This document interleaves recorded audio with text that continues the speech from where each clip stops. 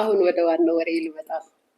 እጣናችሁን አጭሱ ጋይስ፣ እጣናችሁን አጭሱ፣ ቡናችሁን አፍሉ፣ በቆሎ ጥበሱ፣ ቆሎ ካለ ቆሎ፣ ዳቦ ካለ ዳቦ አቅርቡ። የነ ትላንትና የቅዱስ ገብርኤል እኮ ዳቦ እንደው የአገሬ ልጆች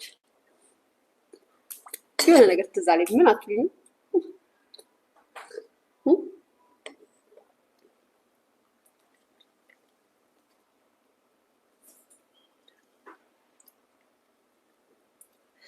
ተመስገን ጓደኛ የለኝም። እንኳን እንዳይኖርሽ ማሬ፣ እንዳይኖርሽ። ልጅስ የለሽም? ልጅ የለሽም? የኔ ፍቅር ልጅ የለሽም? ልጅ ካለሽ ይበቃሻል፣ ይበቃሻል።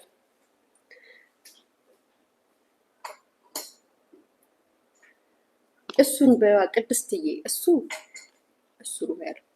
በኢትዮጵያ ልጅ ይሰራል። ገንዘብ ደስታን ይገዛል። በፈረንጆች ነው የማይገዛው። በኢትዮጵያኖች ገንዘብ ደስታን በደንብ አድርጎ ይገዛል።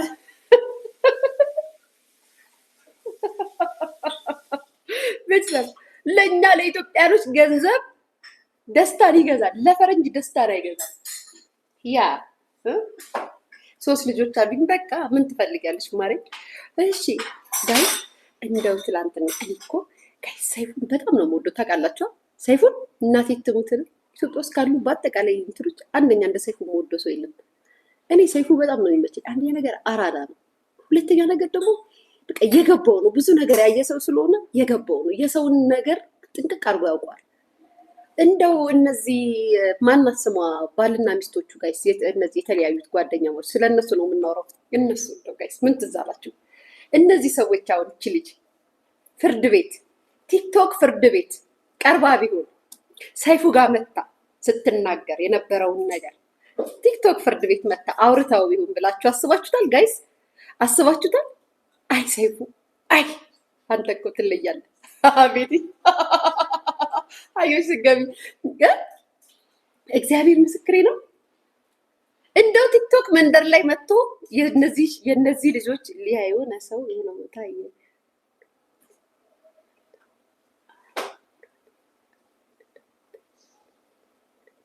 የሆነ ሰው ቤት የተልከሰከሰ ሰው ሆነ ፍሬ ሊያወራ አፍ በልታታል፣ አፏን በልቷታል። ለማወራውት አፈደ ፉንፉን ላይ ናት። አልገባኝም ማሪ፣ በደንብ ጻፊው። የኔ ፍቅር አልገባኝም። ጻፊው ድጋሚ በደንብ እንዳነበው። እኔ በነገራችን ላይ የሀገር ልጆች ልንገራችሁ፣ እግዚአብሔር ይመስገን ቲክቶክ የሚባለው አፕ ላይ ዝም ብዬ ሄደው አንዳንድ የጎደለኝን ልሞላ መጠበታለሁ እንጂ ሪል ነገር ያለበት ብዬም አልገባም። ሲጀምር የውሸት ዓለም እንደሆነ ስለማውቀው ማለት ነው። ኤኒዌይስ አሁን እነዚህ ሁለቱ ባልና ሚስቶች ጋይስ ቲክታክ መንደር ላይ የቲክታክ ዳኛችሁ ቤት ቀርበው ቢሆን ኖሮ ምን ይቀርብ ነበረ? ወልደሽ ሴት ሁነሽ ብቻሽን ጥሎሽ ይህ ክፉ ደግሞ ለሱ ይታዘንለታል ምናምን ነበር የሚባለው እኮ ታውቃላችሁ። አስተካክለ ጻፊ ቢያት ማሬንም አልገባኝም። ወልደሽለት አራስ ቤት የሚረሳ አይደለም እንደዚህ ብለሽ ምናምን ጋይስ፣ ታሪኩ ሌላ ነበር። አይ ሰይፉዬ እግዚአብሔር ይጨምርልህ፣ እድሜ ጤና ይስጥ። ያራዳ ልጅ እናቴ ትሙት። እኔ እንዴት እንደሚመቸኝ እኮ ጋይስ፣ የምሬን እኮ ነው። ከዛስ ደግሞ እነዚህ በጎች አሉ ደግሞ እነዚህ ኮምፒውተር እንትናን በለካጅ አስታርቅልን ገብቷችኋል መቼም። እኔ ስም አልጠራም ቤተሰብ። እንትናንም አስታርቅልን። ለፍዳ አዳውላ እኔ እኮ ጋይስ ማርያም ስራ ቦታ እያለሁ ቲክቶክ ብትመጣ ገበና ተዘርዝሮ ነበር።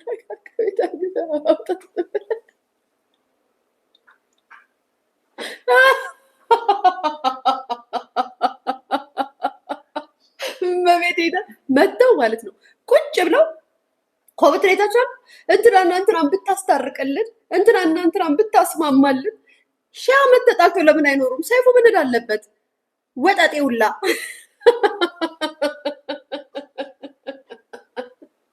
ወይኔ እናቴ፣ እኔ ገብርኤልን ኮመንቱን እያየሁ ወይ እነሱ የማህበረሰብ ግን ጨልላችኋል፣ ጤነኛ አይደላችሁም ልበል፣ አብዳችኋል። በሰላም ነው እንዴ የተዋለደን እንትን ብሎ ተቀማምሶ የተለያየን ስታነጻጸሩ ራሱ ትገርማላችሁ። ኤኒዌይስ ግን በጣም የታዘብኩትና በጣም የገረመኝን ነገር ልንገራችሁ።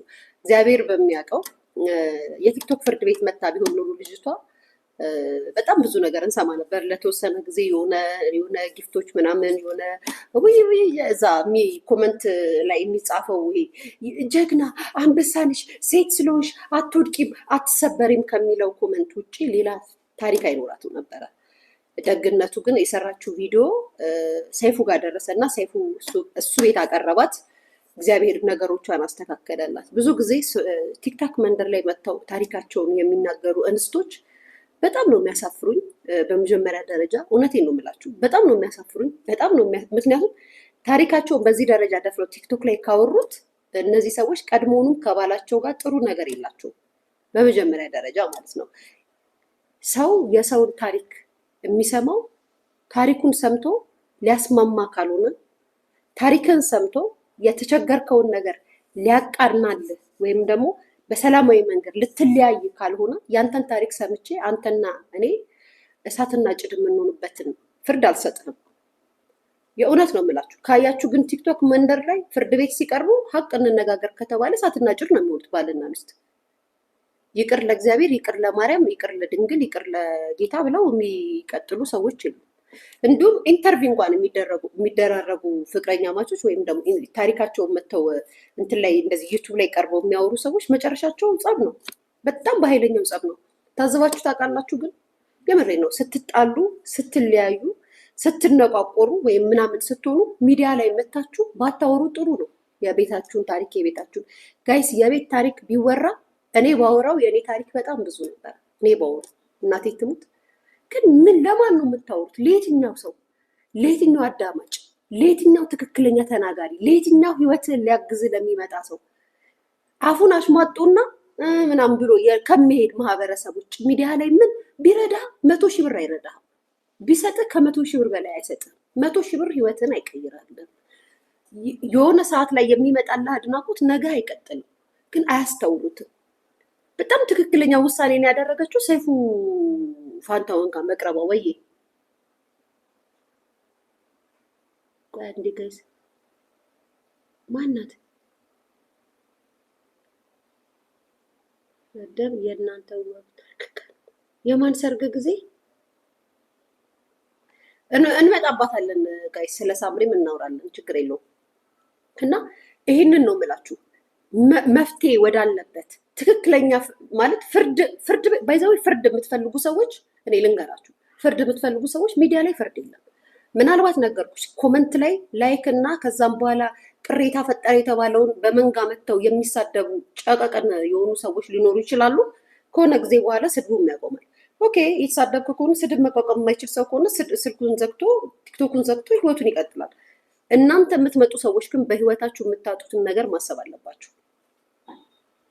ፍርድን የሚፈልግ ሰው ፍርድ ቤት ነው የሚሄደው። ተፈረደልህም አልተፈረደልህም ማለት ነው። የቤትህን ነገር ያለፍክበትን ነገር በአንተ ህይወት ባይዘዌ ሚዲያ ላይ አምጥተህ በምታወራው ሰው ትረካ ቢተረክልን ይሻላል እንጂ በአንተ ህይወት ማንም ህይወቱን አያስተምርም። ማንም ሰው ማለት ነው፣ የትኛውም ሰው። ስለዚህ አንዳንዴ አስተው ፍትህ የምትፈልጉት ለመስማማት ሰው ተለያይቶ መስማማት አለበት በሚለው አስባለሁ። ተለያይተ በሰላማዊ መንገድ ከዛ ሰው ጋር መለያየት እንጂ በአይነ ቁራኛ እየተያየ ባትለያይ ጥሩ ነው። ይሄን ሊያ መንግስት እኮ ጠይቀዋል። እንኳን ሰይፉ ሊያ መንግስትን እኮ ጠይቋል። አሁን እንደ መንግስት ዝም አለ። ቲክቶኮች ብሎ ነው የሚዳኝላቸው አይደል? እና መብታቸው ነው ማሬ። በነገራችን ላይ መብታቸው ነው። እንዳንቺ አይነት ወይም ደግሞ እንደናንተ አይነት እኮ ነው ያግማማው ሶሻል ሚዲያው። የኔ ፍቅር መብታችሁማ ነው። መብታችሁማ ስለሆነ ነው በስልካችሁ ታሪካችሁን መታችሁ ዝርግፍ አድርጋችሁ የምታወሩት፣ ለሰው መደበሪያ የምትሆኑት። እንደናንተ አይነት እንከፍ ስለበዛ እኮ ነው ማለት። ያ ሰው ያለፈበትን ሚስጥር አደባባይ ላይ ወጥቶ አያወራም። ሰው የሄደበትን ታሪክ አደባባይ ላይ ወጥቶ አይናገርም።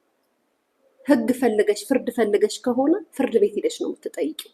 በተቀረ ደግሞ ሊያስማማሽ እና ሊዳኝሽ ከሚፈልግ ሰው ጋር ነው እንጂ የምትሄጁ ወንድ ስለሆንሽ ሴት ስለሆንሽ ምናምን ብሎ የሚፈርድልሽ ጋር መሄድ የለብሽም። ሀቁ እሱ ነው፣ እውነታው እሱ ነው። ምንም የተደበቀ ነገር የለም። አውዘ ብለሽ አለበሉ